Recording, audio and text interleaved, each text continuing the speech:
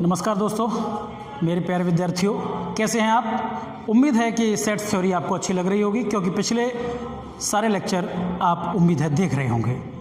आज के इस लेक्चर में हम डिमार्गन्स लॉ को वेन डायग्राम से प्रूफ करेंगे। हालांकि डिमार्गन्स लॉ को हम प्रूफ कर चुके हैं पिछले लेक्चर्स में, लेकिन वेन डायग्राम से नहीं, सेट बिल्डर फॉर्म की हेल्प से। आज हम वेन डायग्राम की हेल्प से डिमार्गन्स लॉ को प्रूफ करने जा रहे हैं। तो डिमार्गन्स लॉ जैसा कि आप प्रूफ कर ही चुके हैं, तो मालूम होगा ए यूनियन बी का whole dash is equal to A dash intersection B dash.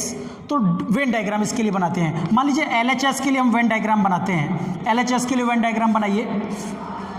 Suppose करिए this is set A and this is set B.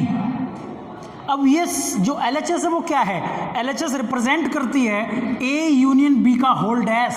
तो पहले A यूनियन B बताइए क्या है। A यूनियन B माने A और B को मिला दिया जाए, क्योंकि आपको प्रारंभिक लेक्चर्स में, शुरुआती लेक्चर्स में ये बताया गया कि यूनियन का मतलब होता है मिला देना। दैट मीन्स यूनियन की सिंपल सी डेफिनेशन आपने देखी थी, the collection of all x such that x belongs to A और x बिलोंग्स टू B। या तो A का हो या B का, चाहे जिसका हो, वो सारा एरिया हमने कवर कर लिया वेन डायग्राम से। अच्छा, लेकिन LHS कहता है A यूनियन B का डैश।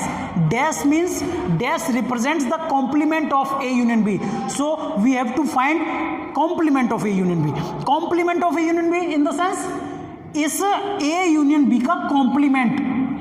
हम दूसरी भाषा में कहें तो कॉम्प्लीमेंट को हम ऐसे समझते हैं, डैश कॉम्प्लीमेंट जब ऐसे समझा जाए कि इसके छोड़कर, इसको छोड़कर remaining part of that set is called the complement. इसका जो शेष भाग है, इसके अलावा का, बाहर का, तो ये पोर्शन बाहर का है इसका, ये सारा पोर्शन, ये कॉम्प्लीमेंट हो गया, ये सारा पोर्शन कॉम्प्लीमेंट हो गया, ये सारा पोर्शन, ये सारा पोर्शन कॉम्प्लीमेंट हो गया। हम कह सकते हैं ए यूनियन बी का होल डैश का डायग्राम जो बनेगा, वेन डायग्राम, वो ये होगा।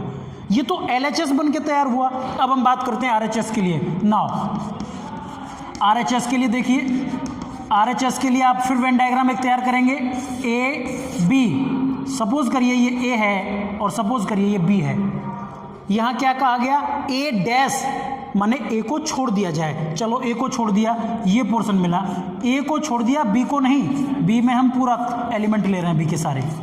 A का पूरा पोर्शन छोड़ दिया गया। This is the A dash. अब हम बात करेंगे B डैश की। B को छोड़ दिया जाए, B के बाहर का सारा पोर्शन, B के बाहर का, B के बाहर, यानी B को छोड़ दीजिए, A आप पूरा कवर कर सकते हैं। A को कवर करिए, लेकिन B में ना जाने पाए। ये देखिए, B में तो नहीं गए, A में अंदर गए, B में नहीं गए, क्योंकि हमें B को डैश, B का कॉम्प्लीमेंट, B को छोड़ना था। एक बार A छोड़ा गया, दूसरी बार B छोड़ा गया, लेकिन इन दोनों पार्ट्स में हमें इंटरसेक्शन चाहिए। Intersection in the sense common part. अब कॉमन पार्ट कौन सा है इसमें? Shaded part. कॉमन पार्ट वही है जो पहली वाली लाइन खींचेगी वहां भी शामिल था, और दूसरी जो लाइन खींचेगी वहां भी शामिल था। कॉमन पार्ट आपको साफ दिख रहा है, जहां दोनों लाइनें हैं। ये दोनों लाइनें हैं, देखो, यहां सिंगल लाइन है, यहां भी सिंगल लाइन है, और यहां कोई भी लाइन नहीं है। दैट मीन्स इस पोर्शन के बाहर, देखिए मैं चल रहा हूं, इस पोर्शन के बाहर जो पोर्शन है वो सब डबल लाइन वाला है। तो सारा डबल लाइन वाला ही तो चाहिए हमें, क्योंकि हमको चाहिए था A डैश और B डैश का इंटरसेक्शन। इंटरसेक्शन करने के लिए क्या कहा गया कि जो दोनों लाइनें जहां आ गई वो इंटरसेक्शन हो गया, कॉमन पार्ट हो गया। तो ये सारा पार्ट जो दिखा, ये जो सारा पार्ट आपको दिखा, डबल लाइन वाला, ये सब दिखा।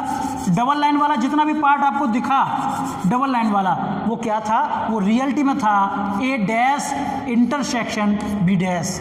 अब आप गौर से देखिए, थोड़ा अच्छे से नहीं किया है, बस समझ लीजिए आप, इस पार्ट में और इस पार्ट में क्या चीज सेम लग रही है? बिल्कुल सेम, आइडेंटिकल डायग्राम बने, दोनों सेम डायग्राम बने हैं। दैट मीन्स इस सेट को इस सेट के बराबर कहा जा सकता है। तो हम कह सकते हैं with the help of Venn diagram it is clear that A union B का whole dash is equal to A dash intersection B dash. Similarly जो डिमार्गन्स लॉ है, इसका एक सेकंड लॉ भी था, आपने कल देखा होगा। A इंटरसेक्शन B का whole dash is equal to A dash union B dash. एक पार्ट डिमार्गन्स लॉ का ये था और दूसरा पार्ट डिमार्गन्स लॉ का ये था। फर्स्ट पार्ट को हम दोनों तरीके से प्रूफ कर चुके, वेन डायग्राम से अभी अभी किया और सेट बिल्डर फॉर्म से कल किया था। आज इसको भी वेन डायग्राम से प्रूफ करेंगे। करिए प्रूफ वेन डायग्राम की हेल्प से। तो प्रूफ करेंगे, सबसे पहले एलएचएस के लिए वेन डायग्राम बनाइए। ए यूनियन बी का whole dash, A intersection B का whole dash. A intersection B तो हम समझते हैं only common part, only those elements should be taken which lies in A as well as in B. दोनों में जो लाई करते हैं उनको हम लेंगे। दोनों में लाई करना साफ साफ दिख गया, ये है, ये एलिमेंट दोनों में लाई कर रहा है। इसको ए कहा गया और इसको बी कहा गया। अब दोनों का कॉमन पार्ट तो हमें दिख गया, लेकिन आरएचएस क्या रिप्रेजेंट करती है? RHS represent the complement of A intersection B. अब ए इंटरसेक्शन भी तो मिला, इसका कॉम्प्लीमेंट इन द सेंस इस पार्ट को छोड़कर, इस पार्ट को छोड़कर बाकी सारा लेना है आपको। इस पार्ट को छोड़कर बाकी सारा, केवल यही पार्ट छोड़ दिया गया, ये पार्ट आपका छूट गया। ये आपका ए था और ये आपका बी था। हमें दिख गया कि केवल ये बीच वाला पार्ट छूटा है, बीच वाला पार्ट। आपको दोबारा फिर से बता दूं, ये जो पार्ट था ये छूटा है, बाकी सारा हम ले चुके। ये क्या रिप्रेजेंट कर रहा है? ए इंटरसेक्शन बी का होल डैश, इंटरसेक्शन को छोड़कर। नेक्स्ट, अब इसके आरएचएस के बारे में सोचिए। आरएचएस का डायग्राम बनाइए। ए और बी, ये ए है और ये बी है। करना क्या है? अब की बार हमें ए को छोड़ना है, फिर वो कहेंगे बी को छोड़ना है, फिर दोनों का यूनियन लेना है। पहले ए को छोड़ो, ए को छोड़ रहे हैं, ये देखिए ए को छोड़ा गया, ए को छोड़ा गया, लेकिन बी में अंदर जा सकते हैं।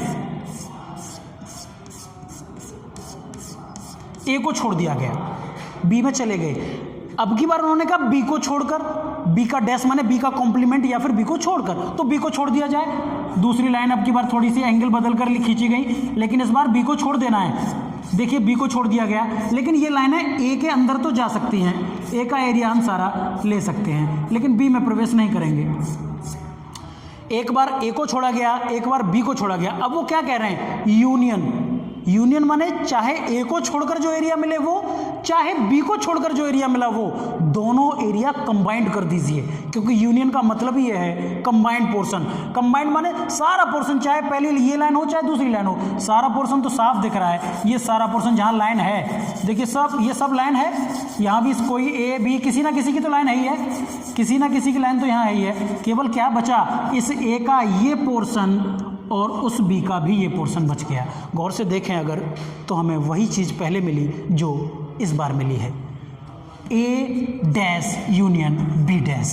तो वेन डायग्राम से क्या रिप्रेजेंट होता है? Venn diagram represent the same diagram for the set A intersection B dash and the set A dash union B dash, implies that a dash with the help of Venn diagram, with the help of Venn diagram, with the help of Venn diagram, it is clear that, क्या clear हो गया कि ए intersection B का whole dash बराबर है A dash union B dash के। ये आपका D Morgan's law Venn diagram की हेल्प से प्रूफ हो गया। फर्स्ट लॉ भी प्रूफ किया वेन डायग्राम की हेल्प से, और एक और जो सेकंड पार्ट है इसका वो भी प्रूफ हुआ। अब हम वेन डायग्राम की हेल्प से डी मॉर्गन्स लॉ को प्रूफ कर पाए। तो इसके अगले का जो अगला लेक्चर जो रहेगा सेट थ्योरी का, और इंटरेस्टिंग होने वाला है। तो जो लोग नहीं देख रहे हैं वो कंटिन्यूटी बनाए रखें और सारे लेक्चर्स को देखें। आज का लेक्चर यहीं तक, धन्यवाद।